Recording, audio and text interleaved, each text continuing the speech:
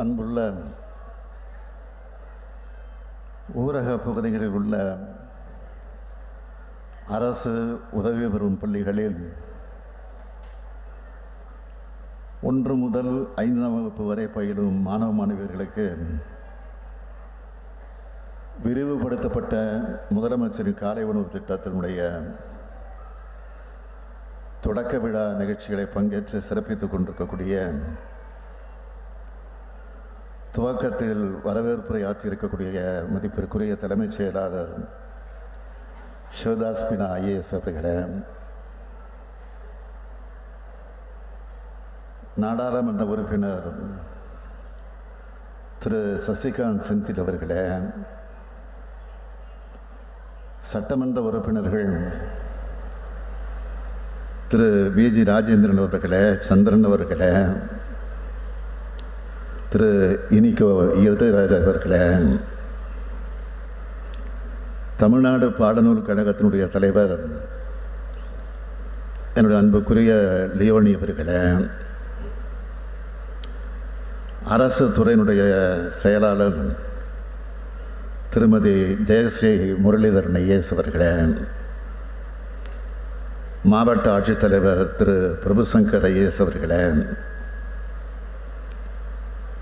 புனித அன்னாள் சபையின் தலைமை அன்னை சகோதரி கிளாரா வசந்தி அவர்களே, தலைமை ஆசிரியர் சகோதரி பபிதா மேரி ஜெனிவர் அவர்களே, சிறுபான்மை சமுதாய பெருமக்களே, உள்ளாட்சி அமைப்புகளுடைய பிரதிநிதிகளே, அரசு உயர் அலுவலர்களே, ஆசிரியர் பெருமக்களே, மாணவ செல்வங்களுடைய பெற்றோர்களே,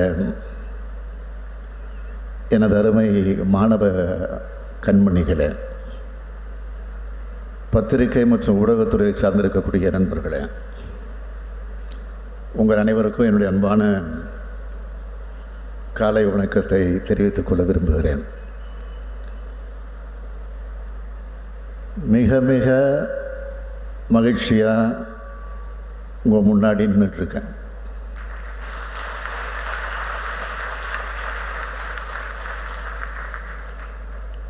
என் மகிழ்ச்சிக்கு என்ன காரணம்னு கேட்டிங்கன்னா, முதலமைச்சரின் காலை உணவு திட்டம், நான் முதல்வன், புதுமை பெண், கலைஞர் உரிமை திட்டம் என தமிழ்நாட்டில் இருக்க பெண்கள், குழந்தைகள், மாணவர்கள், இளைஞர்கள்னு உங்களோட முன்னேற்றத்திற்கும் எதிர்காலத்திற்கும் முதலமைச்சராக இருந்து பணியாற்றக்கூடிய வாய்ப்பு, பாடுபடக்கூடிய எண்ணம் எனக்கு மிகுந்த மகிழ்ச்சியை தந்துக்கிட்டு இருக்கு. இந்த மகிழ்ச்சியை வழங்கின தமிழ்நாட்டு மக்களான உங்களுக்கு முதல்ல என்னுடைய நன்றி.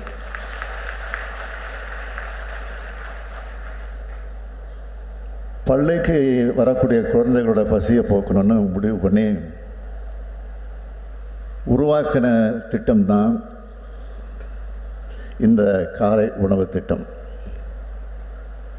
சென்னையில்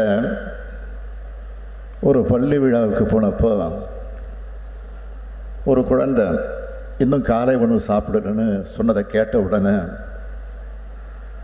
ஒரு பெற்றோருக்கே உரிய பாச உணர்வோடு நான் உருவாக்கின திட்டம்தான் இந்த காலை உணவு திட்டம்.